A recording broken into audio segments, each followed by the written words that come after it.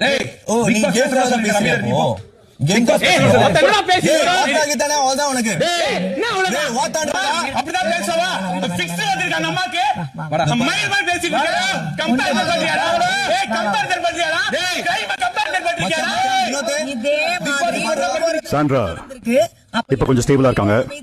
வெளிய இருக்கிறவங்க அந்த இடத்துல பார்க்கலாம். எஸ் சார் என்ன சொல்றாரு big boss? Thank you sir.